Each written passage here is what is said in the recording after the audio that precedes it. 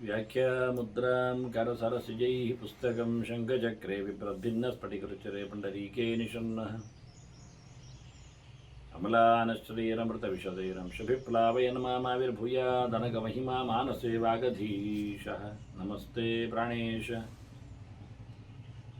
प्रणतविभवायावनिमगाः नमः स्वामिन् रामप्रियतमनमन् गुरुगुण नमस्तुभ्यं भीमप्रबलतमकृष्णेष्ट भगवन् नमः श्रीमन्मध्वप्रदिश सुदर्शन्नो दे जय श्री गुरुभ्यो नारायणं सुरगुरुं जगदेकनाथं भक्तप्रियं सकललोकनमस्कृतं च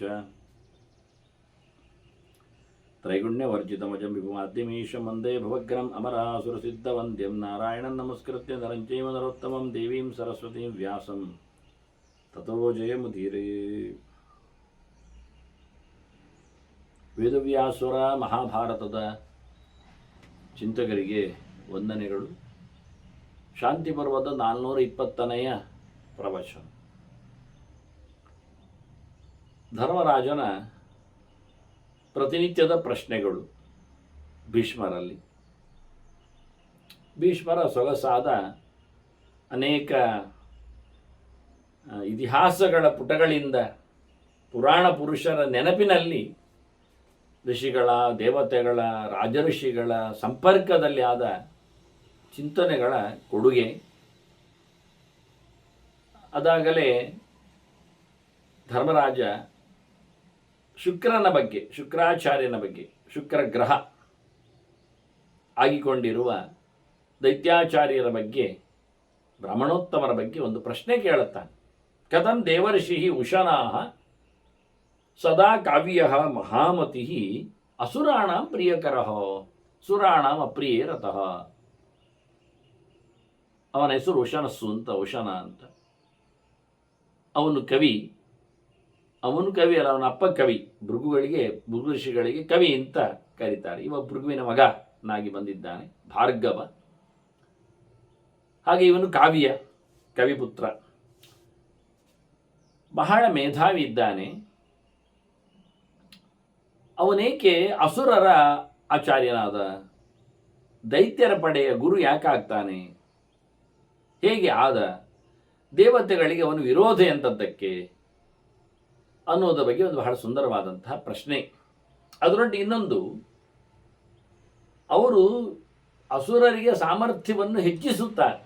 ನಾವಿಂದು ಕೇಳಿರ್ಬೋದು, ದೈತ್ಯರನ್ನೆಲ್ಲ ಸತ್ತರೆ ಅವನು ಮೃತ ಸಂಜೀವಿನಿಯ ಪ್ರಭಾವದಲ್ಲಿ ಅವರನ್ನು ಮತ್ತೆ ಬದುಕಿಸುವ ಕ್ರಮ. ಹಾಗಾಗಿ ಅವನಲ್ಲಿ ಅಂಥ ಮಂತ್ರ ತಂತ್ರ ಇರಲಿಕ್ಕೆ ಹೋಗಿ ಅದನ್ನು ದೇವತೆಗಳು ತಿಳ್ಕೊಳ್ಳಿಕ್ಕೋಸ್ಕರ ಬೃಹಸ್ಪತಿ ಆಚಾರ್ಯನ ಮಗನನ್ನೇ, ದೇವತೆಗಳ ಗುರುವಿನ ಮಗನನ್ನೇ, ಕಚನನ್ನೇ ಕಳುಹಿಸಿಕೊಟ್ಟಿದ್ದಾರೆ. ಅದು ದೊಡ್ಡ ಇತಿಹಾಸ ಆಗಿದೆ. ನಾವು ಹಿಂದೆ ಕೇಳಿದ್ದೇವೆ ಕಚದೇವಯಾನಿ ಅಂತ. ಶರ್ಮಿಷ್ಠೆ ಬರಲಿಕ್ಕೆ ಹೋಗಿ ಅಲ್ಲಿಂದ ಯಯಾತಿಯ ಬಹಳ ದೊಡ್ಡದಾದ ಒಂದು ವಂಶ, ಯದುವಂಶ, ಈ ಮಹಾಭಾರತದ ಒಂದು ಅದ್ಭುತವಾದಂತಹ ಪರಂಪರೆ, ಯಾದವರ ಪರಂಪರೆ, ಪೂರ್ವಂಶ, ಪೌರವರ ಪರಂಪರೆ, ಪಾಂಡವರ ಪರಂಪರೆ ಆದ ಕಥೆಗೆ ಕಾರಣವಾದದ್ದು ಇವಳೆ. ದೇವಯಾನಿಯಲ್ಲಿ ಯದುವಂಶ ಆಗಿದೆ, ಕೃಷ್ಣ ಬಂದಿದ್ದಾನೆ, ಶುಕ್ರಾಚಾರ್ಯನ ಮಗಳು. ಅತ್ತ ಇನ್ನೊಬ್ಬ ದೇವಯಾನಿಯ ಪತಿಯಾದ ಯಯಾತಿಗೆ ಮಗದೊಬ್ಬಳು, ರಾಕ್ಷಸನ ಮಗಳು, ವೃಷಪರ್ವನ ಮಗಳು ಶರ್ಮಿಷ್ಠೆ. ಅಲ್ಲಿ ಪೂರ್ವವಂಶ ಬರಲಿಕ್ಕೆ ಹೋಗಿ ಪಾಂಡವರು ಹಸ್ತಿನಪುರದ ಗದ್ದುಗೆ. ಈಗ ಅದು ದೊಡ್ಡ ಮಟ್ಟಿನಲ್ಲಿ ಧರ್ಮರಾಜ ಇರುವುದು ಅದೇ ಯಾದಿಯಲ್ಲಿ. ಹಾಗಾಗಿ ಶುಕ್ರನಿಗೆ ಸಂಬಂಧಪಟ್ಟ ಚರಿತೆಯಲ್ಲಿ ಧರ್ಮರಾಜನಿಗೆ ಸಂಬಂಧ ವ್ಯವಸ್ಥೆ ಇದೆ. ಅಂದರೆ ಧರ್ಮರಾಜನ ವಂಶದಲ್ಲಿನ ಹಿರಿಯಳು, ಆರಂಭದವನು ಪುರು ಒಂದಿಟ್ಕೊಳ್ಳಿ. ಪುರುವಿನ ತಾಯಿ ಶರ್ಮಿಷ್ಠೆಯ ಗಂಡ ವಾಸ್ತವವಾಗಿ ಯಯಾತಿ. ಆ ಯಯಾತಿಯ ಮಗದೊಬ್ಬಳು ಹೆಂಡತಿ ದೇವಯಾನಿ, ಶುಕ್ರಾಚಾರ್ಯನ ಮಗಳು. ಹೀಗೆ ಧರ್ಮರಾಜನಿಗೆ ಸಂಬಂಧ. ತನ್ನ ವಂಶದ ಪೂರ್ವಿಕನ ಹೆಂಡತಿಯ ಅಪ್ಪ, ಪೂರ್ವಿಕನ ಮಾವ ಯಯಾತಿಗೆ. ಹಾಗಾಗಿ ಅವ ಹೋಗಿ ವರ್ಧಯಾಮಾಸ ತೇಜಶ್ಚ ಕಿಮರ್ಥಂ ಅಮಿತೋಜಸ. ಮೊದಲೇ ಭಾರಿ ಪರಾಕ್ರಮಿಗಳು ದೈತ್ಯರು. ಅವರ ಪಾಳೆಯದಲ್ಲಿ ನಿಂತು ಅವರಿಗೆ ಶಕ್ತಿ ಆಧಾನವನ್ನು ಮಾಡುವುದು ಯಾಕೆ ಆಶೀರ್ವಾದ ಮಾಡೋದು, ಅವರ ಪರವಾಗಿ ಈ ಮಂಗಳ ಕಾರ್ಯಗಳನ್ನೆಲ್ಲ ನಡೆಸುವುದು, ಅವರಿಗೆ ಆಶೀರ್ವಾದವನ್ನು ಕೊಡುವಂಥದ್ದು ಎಲ್ಲ ಯಾಕೆ? ನಿತ್ಯಂ ವೈರ ನಿಬದ್ಧ ಅಷ್ಟದಾನವಾಹ ಸುರಸತ್ತಮೈ. ಯಾವತ್ತು ನೋಡಿದ್ರು ಇನ್ಬಿಲ್ಟ್ ಹೇಳಿದಾಗೆ ದೈತ್ಯರಿಗೆ ದೇವತೆಗಳ ಮೇಲೆ ಯಾವತ್ತೂ ಕೋಪ, ತಾಪ, ವೈರ. ಹಾಗಾಗಿ ಇಂತಹ ವಿರೋಧಿಗಳನ್ನು ನಮ್ಮವನಾಗಿ ಶುಕ್ರಾಚಾರ್ಯ ಹೇಗೆ ಬೆಳೆಸ್ತಾ ಇದ್ದ ಅವರನ್ನು, ವಿರೋಧಿಗಳನ್ನು. ಕಥಂಚಾಪಿ ಉಶನ ಪ್ರಾಪ ಶುಕ್ರತ್ವಂ ಅಮರದ್ಯುತಿ. ದೇವತೆಗಳ ಯಾತಿಯವವ, ಕಮ್ಮಿ ಅಲ್ಲ, ಋಷಿಗಳಿಂದ ಬಂದವ. ಅದೆಂಥದ್ದು ಮಹರ್ಷಿಗಳು, ಚತುರ್ಮುಖನಿಂದ ನೇರವಾಗಿ ಹುಟ್ಟಿ ಬಂದವರು ಋಷಿಗಳು. ದಶ ಪ್ರಜಾಪತಿಗಳು ಅಂತ ಲೆಕ್ಕ. ಮರೀಚಿ, ಅತ್ರಿ, ಅಂಗಿರಸ್ಸು, ಪುಲಸ್ತ್ಯ, ಪುಲಹ, ಕ್ರತು, ಭೃಗು, ವಶಿಷ್ಠ. ಹಾಗೆ ಇವರೆಲ್ಲ ನೇರವಾಗಿ ಚತುರ್ಮುಖನಿಂದ ಹುಟ್ಟಿದ ಮಹಾಪ್ರಜಾಪತಿಗಳಾಗಿ ಮಹರ್ಷಿಗಳಾಗಿ ಹೆಸರುವಾಸಿಯಾದವರು. ಅದರಲ್ಲಿ ಭೃಗು ಸ್ವಲ್ಪ ಜಾಸ್ತಿಯವ, ಅವನಿಗೆ ಶಕ್ತಿ ಜಾಸ್ತಿ, ಅವನು ಕಕ್ಷೆಯಲ್ಲಿ ಸ್ವಲ್ಪ ಮೇಲಕ್ಕಿದ್ದಾನೆ, ಯೋಗ್ಯತೆಯಲ್ಲಿ ದೊಡ್ಡವ. ಅಂಥವನ ಮಗನಾಗಿ, ಅದರ ಚತುರ್ಮುಖನ ಮೊಮ್ಮಗ ಒಂದು ಲೆಕ್ಕದಲ್ಲಿ. ಹಾಗಾಗಿ ದೇವತೆಗಳಂತಹ ಒಂದು ಪವರ್ ಇರುವಾಗ ಶುಕ್ರನಿಗೆ ಸಾಂಶಾವ ಎಲ್ಲ ಕಡೆಯಲ್ಲೂ ಆರಾಧ್ಯನಿದ್ದಾನೆ. ಇಂಥವನು ಉಶನಸ್ಸು ಅವನ ಹೆಸರು. ಅವನು ಯಾಕೆ ಶುಕ್ರ ಅಂತ ಆದ? ಇದೊಂದು ಪ್ರಶ್ನೆ. ಶುಕ್ರ ಅಂದರೆ ಡಿಸ್ಚಾರ್ಜ್ ಅಂತ ಅರ್ಥ. ಒಂದು ದೃಷ್ಟಿಯಿಂದ ಪುರುಷನ ಧಾತು ವಿಶೇಷವನ್ನು ಕರೆಯುವ ರೀತಿ ಅದು. ಹಾಗಾಗಿ ಇದು ಒಂಥರ ಮಲ ಮೂತ್ರ ಎಲ್ಲ ಕರೆದಾಗಿ ಶುಕ್ರ, ರೇತಸ್ಸು. ಇದನ್ನು ಚೆನ್ನಾಗಿ ಆಗೋದಿಲ್ಲ, ಅವನನ್ನು ಹಾಗೆ ಕರೆಯುವುದು ಎಂಥದ್ದು ಅಂತ ಅವನಿಗೆ. ಅಂದ ಶುಕ್ರ ಅಂತ ಯಾಕೆ ಬಂದ, ಶುಕ್ರ ಯಾಕೆ ಆದವ ಅನ್ನೋ ಪ್ರಶ್ನೆ. ಹಾಗೆ ವೃದ್ಧಿಂಚ ಪ್ರಾಪ ಕಥಂ, ಅವನಿಗೆ ಸಂಪತ್ತು ಕಂಡಾವಟ್ಟೆ ಬಂತು. ಶುಕ್ರ ಅಂದರೆ ಶ್ರೀಮಂತ ಅಂತ ಅರ್ಥ ಉಂಟು. ಯಾಕೆ ಇವತ್ತು ಶುಕ್ರದಶೆ ಎಂದು ಜನರಿಗೆ ಕರೀತಾರಲ್ಲ ಲೋಕದಲ್ಲಿ. ಈಗ ಅವನಿಗೆ ಶುಕ್ರದಶೆ ಮಾರಾಯರೆ ಅಂತ. ಶುಕ್ರದಶೆ ಅಂದರೆ ಸಂಪತ್ತಿಗೆ ಕಮ್ಮಿ ಇಲ್ಲ ಅಂತ ಅರ್ಥ. ಅದು 20 years, ಭಾರಿ ಲಾಂಗ್ ಪೀರಿಯಡ್ ಶುಕ್ರದಶೆ. ಹಾಗಾಗಿ ಮನುಷ್ಯನಿಗೆ ಶುಕ್ರದಶೆ ಅಂತ ಹೇಳಿದ ತಕ್ಷಣ ಎಲ್ಲರಿಗೆ ಭಾರಿ ಖುಷಿ ಆಗೋದು, ಇನ್ನು ಸಂಪತ್ತೇ ಅಂತ. ಗುರುದಶೆಯಲ್ಲಿ ಭಾರಿ ಮಾನ ಮರ್ಯಾದೆ ಗೌರವ ಅಂತ ಅರ್ಥ ಗುರುದಶೆ. ಅದು ಅಷ್ಟು ಉದ್ದ ಇಲ್ಲ, ಕಮ್ಮಿ ಉಂಟು ಕೆಲವು ವರ್ಷ. ಶುಕ್ರದಶೆ ಭಾರಿ ಉದ್ದ ಉಂಟು. ಹೀಗಾಗಿ ಶುಕ್ರ ಯಾಕೆ ಅಷ್ಟು ಭಾರಿ ಶ್ರೀಮಂತ ಕಷ್ಟ ಏನಿಲ್ಲ. ಯಾಕೆಂದ್ರೆ ಅವನು ದೈತ್ಯರ ಗುರು ಅಲ್ವಾ. ಕಂಡಾಬಟ್ಟೆ ಕಾಣಿಕೆ ಕೊಡ್ತಾರೆ, ದಕ್ಷಿಣೆ ಕೊಡ್ತಾರೆ ಅಂತ ಅರ್ಥ ದೈತ್ಯರು. ಅವರಲ್ಲಿ ಕಂಡಾಬಟ್ಟೆ ಸಂಪತ್ತುಂಟು. ಯಾರ್ಯಾರದ್ದು ಕೊಳ್ಳೆ ಹೊಡೆದದ್ದು ಇಡೀ ಅವರ ದೇವರದಿನ ಅದೊಂದು ದೊಡ್ಡ ಸಮಸ್ಯೆ ಆಗುವುದಿಲ್ಲ. ಆದರೂ ಯಾಕೆ ಅಂತ ಒಬ್ಬ ಸಾಮಾನ್ಯನ ಬ್ರಾಹ್ಮಣನಲ್ಲಿ, ಋಷಿಯಲ್ಲಿ ಸಂಪತ್ತಿನ ಒಂದು ವೈಶಿಷ್ಟ್ಯ ಏನು ಅಂತ ಪ್ರಶ್ನೆ ಕೇಳ್ತಾನೆ. ಮತ್ತೊಂದು ಪ್ರಶ್ನೆ ಕೇಳಿಬಿಟ್ಟ, ಅವನು ಯಾಕೆ ಆಕಾಶ ಮಧ್ಯದಲ್ಲಿ ಕಾಣುವುದಿಲ್ಲ ಅಂತ. ನಯಾತಿಚ ಸ ತೇಜಸ್ವಿ ಮಧ್ಯೇನ ನವಸಹ ಕಥಂ. ಆಕಾಶ ಮಧ್ಯಕ್ಕೆಲ್ಲ ಬರುವುದಿಲ್ಲ ಯಾಕೆವ. ಯಾರು ಸಹ ಶುಕ್ರನನ್ನು ಗುರುತಿಸಬೇಕು ಅಂದರೆ ನೆತ್ತಿ ಮೇಲೆ ನೋಡುವುದಿಲ್ಲ ಆಗಸದಲ್ಲಿ. ಸೂರ್ಯನೊಟ್ಟಿಗೆ ಬೆಳಿಗ್ಗೆ ಸೂರ್ಯ ಬರೋ ಮುಂಚೆ ಬರುವುದವನು. ಬೆಳ್ಳಿ ಮೂಡಿತು ಅಂತಾರಲ್ಲ, ಕೋಳಿ ಕೂಗಿತು ಅಂತ. ಹಾಗಾಗಿ ಬೆಳ್ಳಿ ಯಾವುದು ಇದೆ, ಬಿಳಿ ನಕ್ಷತ್ರ ಶುಕ್ರ, ಅದು ಒಂದೇ ಸಿಂಗಲ್ ನಕ್ಷತ್ರ. ಶುಕ್ರ ಗ್ರಹ, ನಕ್ಷತ್ರ ಗ್ರಹ ಏನೇ ಕೇಳಿರಿ, ಅದು ಕಾಣ್ತದೆ ಬೆಳಿಗ್ಗೆ. ಸೂರ್ಯ ಬರುವ ಮುಂಚೆ ಪೂರ್ವ ದಿಕ್ಕಿನಲ್ಲಿ ಅವನು ಬರ್ತಾನೆ, ಮೂಡುತ್ತಾನೆ. ಅಂದ ಶುಕ್ರನ ದರ್ಶನ ಆಗ್ತದೆ. ಮೋಡ ಇದ್ದಾಗೆಲ್ಲ ಆಗುವುದಿಲ್ಲ, ಬಿಳಿ ಚುಕ್ಕಿ ಒಂದು ಕಾಣ್ತದೆ. ಹಾಗಾಗಿ ಅವನು ಆಕಾಶ ಮಧ್ಯಕ್ಕೆ ಯಾಕೆ ಬರುವುದಿಲ್ಲ ಪ್ರಶ್ನೆ. ನಮಗೆ ಮಧ್ಯದಲ್ಲೆಲ್ಲ ಸಿಗುವುದಿಲ್ಲ, ಅವನಿಗೆ ಇದೇನು ಕತೆ ಅಂತ ಬಹಳ ಚಂದವಾಗಿ ಅವರ ಬಗ್ಗೆ ಪ್ರಶ್ನೆ ಕೇಳುತ್ತಾನೆ. ಅದಕ್ಕೆ ಭೀಷ್ಮರು ಉತ್ತರ ಕೊಡ್ತಾರೆ. ಉತ್ತರ ಕೊಡುವಾಗ ಭೀಷ್ಮರು ಒಂದು ಹೇಳ್ತಾರೆ, ಅಂದರೆ ಅವರು ಎಲ್ಲ ಕಡೆಯಲ್ಲಿ ಉತ್ತರದ ನೆಲೆ ಏನು ಅಂತ ಅರ್ಥ ಮಾಡಲಿಕ್ಕೋಸ್ಕರ ನಾನು ಅದನ್ನು ಎತ್ತಿಕೊಳ್ತಾ ಇದ್ದೇನೆ. ಯಥಾಮತಿ ಯಥಾ ಚೈತತ್ ಶ್ರುತಪೂರ್ವಂ ಮಮಾನಘ. ಅವ್ರು ಹೇಳ್ತಾರೆ, ನಾನು ನಿನ್ಗೆ ಹೇಳ್ತೇನೆ, ಅದು ನನ್ನ ಬುದ್ಧಿಗೆ ಎಷ್ಟರ ಮಟ್ಟಿಗೆ ನಿಲುಕಿದ್ದು ಅದನ್ನು ಹೇಳ್ತೇನೆ ಅಂತ ಹೇಳಿದರು. ಇದೊಂದು ದೊಡ್ಡ ವಿಷಯ. ಒಬ್ಬ ಹೇಳುವವ ಒಂದು ವಿಷಯದಲ್ಲಿ ಹೇಳ್ತಾನೆ ಅಂದರೆ ಅವನು ಅದಕ್ಕೆ ಬೇಕಾಗಿರತಕ್ಕಂತಹ ಸವಲತ್ತುಗಳನ್ನು, ಮಾಹಿತಿಯನ್ನು ಹೇಗೆ ಕಲೆ ಹಾಕಿದ್ದಾನೆ, ಅದನ್ನು ಎಷ್ಟರ ಮಟ್ಟಿಗೆ ಧಾರಣೆಯಲ್ಲಿ ತಂದಿದ್ದಾನೆ, ಅದನ್ನು ಹೇಗೆ ಅದನ್ನು ತಿಳಿಸಬಲ್ಲ ಎನ್ನುವುದರ ಮೇಲೆ ನಿಂತಿದೆ. ವಾಸ್ತವವಾಗಿ. ಹಾಗಾಗಿ ಹೇಳಿದ, ನಾನು ಗೊತ್ತಿದ್ದಷ್ಟು ಹೇಳುತ್ತೇನೆ ಅಂತ. ಇದು ತುಂಬ ವಿನಯದ ಮಾತು. ನಾನು ಹೇಳುತ್ತೇನೆ ಎನ್ನುವುದಕ್ಕಿಂತಲೂ ನನಗೆ ತಿಳಿದಷ್ಟು ಹೇಳುತ್ತೇನೆ ಹೇಳುವುದರಲ್ಲಿ ತುಂಬ ತುಂಬ ಔಚಿತ್ಯ ಇದೆ. ಯಾಕೆಂದರೆ ತುಂಬ ತಿಳಿಲಿಕ್ಕೆ ಇದೆ ಎನ್ನುವುದು ಗೊತ್ತಾಗ್ತದೆ. ಆಗ ನಾನು ತಿಳಿದದ್ದೇ ಪೂರ ಅಂತ ಅರ್ಥದ ಅಲ್ಲಿಲ್ಲ. ಇದು ಅವನ ಬಗ್ಗೆ, ದೇವತೆಗಳ ಬಗ್ಗೆ, ಋಷಿಗಳ ಬಗ್ಗೆ, ಇದರ ಬಗ್ಗೆ ಬಹಳಷ್ಟು ಜನರಿಗೆ ಬಹಳ ವಿಷಯ ಗೊತ್ತಾಗಬೇಕು ಅಂತ ಇಲ್ಲ. ಹಾಗಾಗಿ ನನಗೂ ಎಲ್ಲ ದೇವತೆಗಳ ರಹಸ್ಯ ಗೊತ್ತಿರಬೇಕು ಅಂತ ಅಲ್ಲ. ನನಗಿಂದ ಎಷ್ಟು ಎತ್ತರವ ಇವ ವಸು ಭೀಷ್ಮ 18ನೇ ಕಕ್ಷೆಯಲ್ಲಿದ್ದಾನೆ. ಅವ 15 ಹತ್ತಿರದಲ್ಲಿ ಬರ್ತಾನೆ, ಮೇಲೆ ಬರ್ತಾನವ, ಅಗ್ನಿಯ ಪಕ್ಕದಲ್ಲಿದ್ದಾನೆ. ಹಾಗಾಗಿ ಉತ್ತಮ ಇದ್ದಾನೆ ಶುಕ್ರ ಭೀಷ್ಮನಿಗಿಂತ. ಧರ್ಮರಾಜನಿಗಿಂತ ಅಲ್ಲ, ಧರ್ಮರಾಜನಿಗಿಂತ ಕೆಳಗಿದ್ದಾನೆ. ಅದನ್ನು ಧರ್ಮರಾಜನಿಗೆ ಶುಕ್ರನ ಬಗ್ಗೆ ಪೂರ್ವ ಗೊತ್ತಿರಲಿಕ್ಕೆ ಸಾಧ್ಯತೆ ಇರ್ತದೆ, ಬೇಕಾಗ್ತದೆ, ಗೊತ್ತುಂಟವನಿಗೆ. ಅವನ ಅಂಡರಲ್ಲಿ ಬರುವ, ಅವನ ಕಂಟ್ರೋಲಲ್ಲಿ ಸಿಗುವವ. ಆದರೆ ಭೀಷ್ಮರಿಗಲ್ಲ.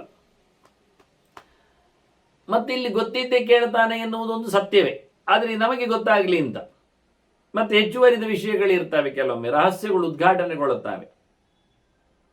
ಮತ್ತೆ ಹೇಳ್ತಾರೆ ಭೀಷ್ಮರು, ಯಥಾಚೈತ, ನಾನು ಇದ್ದಾಗ ಹೇಳುತ್ತೇನೆ ಅಂತ. That is so best. ಒಂದು ದೃಷ್ಟಿಯಿಂದ ಇದ್ದಾಗ ಹೇಳುತ್ತೇನೆ ಎನ್ನುವುದುಂಟಲ್ಲ, ಅದು ಯಾರಲ್ಲಿಯೂ ಇಲ್ಲ ಅಂತದ್ದು. ಈಗ ಇತ್ತೀಚೆಗೆ ಆಯ್ತಲ್ಲ ತುಳಸಿಯ ಬಗ್ಗೆ ಗೌಜಿ ಒಂದು ಬರೆದಾಕಿ ಬಿಟ್ಟಿದ್ದಾನೆ. ಎಲ್ಲ ಕೇರಿಯಲ್ಲಿ ಎಲ್ಲ ಅದು ಕಿರಿಕಿರಿ ಮಾಡಿಕೊಂಡು ಓಡ್ತದೆ. ಅದು ಭಾಗವತದಲ್ಲಿ ಕತೆ ಉಂಟು, ಒಂದು ತುಳಸಿದ್ದು, ಅದೇ ಜಲಂಧರೋಪಾಖ್ಯಾನದ ವ್ಯವಸ್ಥೆ ಹೇಳಿಕೊಂಡು. ಭಾಗವತದಲ್ಲಿ ಇಲ್ಲವೇ ಇಲ್ಲ. ಇವರು ಆಗಿಬಿಟ್ಟಿದ್ರು, ಮುಗಿತಾ ಇಲ್ಲವಾ? ಯಾರು ಹೇಳುವುದು ಇವರಿಗೆ? ಹೇಳಿದ್ರೆ ಏನು ಕಾಣ್ತದೆ? ಒಟ್ಟು ಬರೆದಾಗಿ ಬಿಡ್ತಾರೆ. ಹೀಗೆ ಬೇಡದಿದ್ದದೆ ಬರೆಯುವುದು, ಇದ್ದಾಗಿ ಯಾವುದನ್ನು ಯಾರೂ ಟ್ರೇಸ್ ಮಾಡುವುದಿಲ್ಲ. ಇತ್ತೀಚೆಗೆ ನಡೆದು ಹೋದ ಗಣೇಶನ ಕಥೆಯಲ್ಲಿ, ಚೌತಿಯಲ್ಲಿಯೂ ಹಾಗೆ. ಅದು ಕೃಷ್ಣ ಭಾದ್ರಪದ ಚೌತಿ ಗಣಪತಿಯನ್ನು ನೋಡಿದ, ಅದಕ್ಕೆ ಅಲ್ಲ ಚಂದ್ರನ ನೋಡಿದ, ಅದಕ್ಕೆ ಅವನಿಗೆ ಸೆಮಂತಕ ಮಣಿ ಕತ್ತಾಪ ಅದು ಬಂದದ್ದು. ಅದಕ್ಕೆ ಅದು ಸಂಬಂಧವಿಲ್ಲ, ಅವನು ನೋಡಿದ್ದಿಲ್ಲ, ಹೇಳಿದ್ದಿಲ್ಲ. ಅದು ಭಾಗವತದಲ್ಲಿ ಉಂಟು. ಎಂತ ಭಾಗವತದಲ್ಲಿ ಸೆಮಂತಕ ಮಣಿ ಉಂಟು ಕತೆ ಅಷ್ಟೇ. ಭಾದ್ರಪದದ ಚೌತಿ ಕಥೆ ಇಲ್ಲ, ಗಣಪತಿಗೆ ಒಡ್ಡೋಲಗೋ ಇಲ್ಲ, ಅಲ್ಲಿ ಹೆಗ್ಗಣವೂ ಬರುವುದಿಲ್ಲ. ಮತ್ತೆಂತ ಮಾಡುವ? ಹೇಳಲಿಕ್ಕೇನು? ಅಲ್ಲೋ ಕೃಷ್ಣನಿಗೆ ಸಮಂತಕದಲ್ಲಿ ಬಂತು, ಆರೋಪ ಬಂದಿದೆ ಎನ್ನುವುದು ಸತ್ಯ. ಅದು ಕಥೆ ಆದದ್ದು ಹೌದೇ, ಆದರೆ ಇದು ಕಾರಣ ಅಂತ ಅಲ್ಲಿ ಇರಲಿಲ್ಲ. ಚಂದ್ರ ವಂಶದಲ್ಲಿ ಹುಟ್ಟಿ ಬಂದವ ಕೃಷ್ಣ ಮಾರಾಯರೇ. ಅಷ್ಟಮಿ ಅಂದು ಚಂದ್ರನಿಗೆ ಅರಿಗೆ ಕೊಡಲಿಕ್ಕೆಲ್ಲ ಉಂಟು. ಹೋಗಿ ಹೋಗಿ ಅವನನ್ನು ದೂರಿಯುವುದು, ಅವನನ್ನು ಕಂಡದ್ದಕ್ಕೆ ಹಾಳಾಯಿತು ಹೇಳುವುದೆಲ್ಲ ಅದು ಕೃಷ್ಣನಿಗೆ.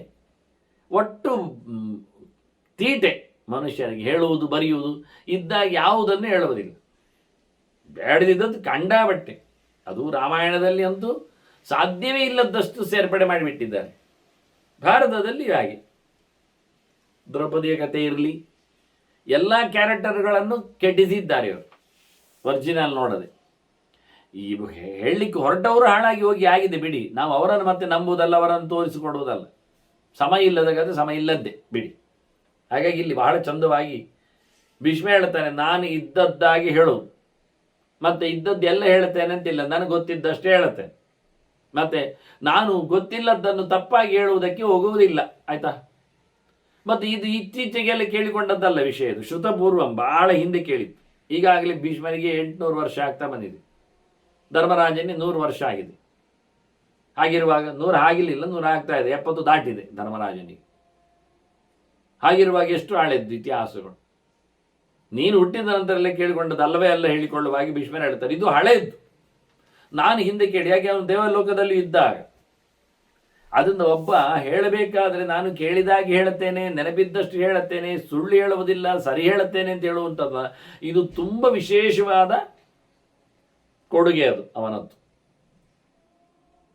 ಆದ್ದರಿಂದ ಹೇಳುವುದರಲ್ಲಿ ಕೇಳುವುದರಲ್ಲಿ ಹೆಚ್ಚು ಕಡಿಮೆ ಲೋಪದೋಷಗಳು ಅಥವಾ ಅದರಲ್ಲಿ ಬರತಕ್ಕಂಥ ವಿಷಯಗಳಲ್ಲಿನ ಸೀರಿಯಸ್ನೆಸ್ಸು ಅಥವಾ ಅದನ್ನು ಬಹಳ ಹಗುರವಾಗಿ ಹೇಳುವುದು, ಅಲ್ಲಿ ಇಲ್ಲಿ ಅದನ್ನು ನಾವು ಅಪಚಾರ ಮಾಡಿದಾಗೆ, ದ್ರೌಪದಿಯ ಬಟ್ಟೆ ಹೇಳಿದದ್ದು ಕೇಳಿ ಕತೆಗೆ ನಕ್ಕರೆ ಒಂದು ಅಪವಾದ ಬರ್ತದೆ, ನಮಗೆ ಅನ್ಯಾಯ ಆಗ್ತದೆ, ನಮಗೆ ಪಾಪ ಬರ್ತದೆ, ಹೆಚ್ಚು ಕಡಿಮೆ ಆಗ್ತದೆ.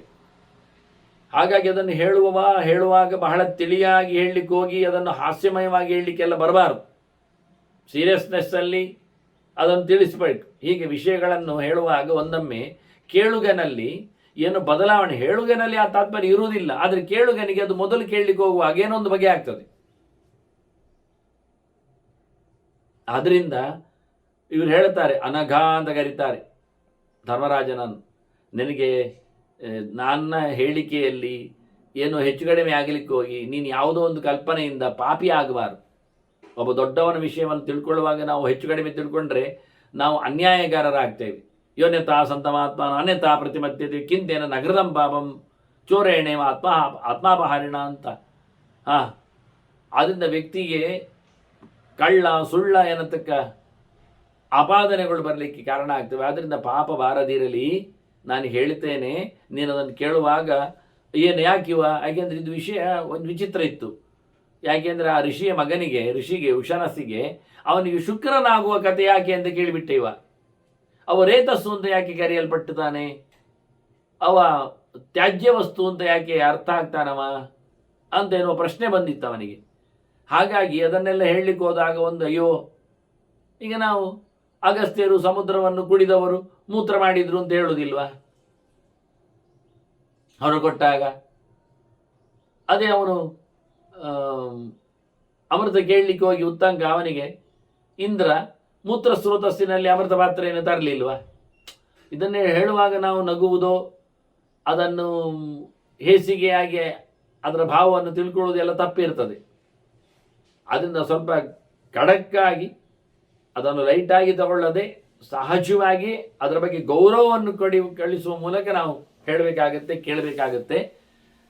ಇವತ್ತಿನ ಹರಿಕಥೆ ಅಂತ ಹೇಳುವ ಮೂಲಕ ಹೇಳುವ ರೀತಿಯಲ್ಲಿ, ದಾಟಿಯಲ್ಲಿ, ವರಸೆಯಲ್ಲಿ ಹೇಳುವುದಲ್ಲ, ಅದಲ್ಲ. ಅಂದರೆ ನಾನಿವತ್ತೊಂದು ವರ್ಷ ಹರಿಕಥೆ ಎನ್ನುವುದೊಂದು ವರ್ಷ ಬೇರೆ ಆಗಿದೆ, ಕೂಟ ಎನ್ನುವುದೊಂದು ಬೇರೆ ಇದ್ದ ಹಾಗೆ, ಅದನ್ನ ಪ್ರವಚನ ಎನ್ನುವ ವ್ಯಂಗ್ಯ ಒಂದು ಬೇರೆ ಆಗಿದೆ. ಅದು ಹಾಗಲ್ಲ, ಅಷ್ಟು ಲೈಟಾಗಿ ಅಷ್ಟು ಏನು ಅಸಹಜವಾದಂಥ ವಿವರಣೆಗಳೊಟ್ಟಿಗೆ ಬರುವಂಥ ಕಥೆ ಅಲ್ಲ ಅದು.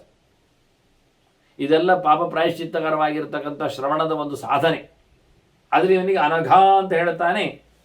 ನಾವು ಕೇಳಿಕೊಳ್ಳುವುದು ದೊಡ್ಡವರ ಚರಿತ್ರೆ ಅಂದಾಗ ಅದರಲ್ಲಿರ್ತಕ್ಕಂಥ ಓರೆ ಕೋರೆಗಳೆಲ್ಲ ನಮಗೆ ಹೆಚ್ಚು ಕಡಿಮೆ ಆಗಬಾರ್ದು. ಒಬ್ಬ ಋಷಿಯನ್ನು ನೋಡಿಯೇ ನಕ್ಕದ್ದಕ್ಕೆ, ನಗಲಿಕ್ಕೆ ಹೋದದ್ದಕ್ಕೆ ನಾವು ನೋಡಿದ್ದೇವೆ. 16,100 ಹುಡುಗಿಯರ ಕೃಷ್ಣನ ವಲ್ಲಭೆಯರ ಕಥೆ ಏನು ಅಂತ ಅಷ್ಟಾವಕ್ರನ ಬಗೆಯಲ್ಲಿ ಅವ್ರು ನಗು ತಡೆಯಲಾಗದೆ ನಗು ಬಂದೋಯ್ತು. ನೀವು ಮ್ಲೇಂಚವಶರಾಗಿದ್ದವರು ಶಾಪ ಕೊಟ್ಟರು ನೋಡಿ ಅವರಿಗೆ, ಆಯ್ತಲ್ಲ ಅವಸಾನದಲ್ಲಿ ಅವರಿಗೆ ಹೆಚ್ಚು ಕಡಿಮೆ.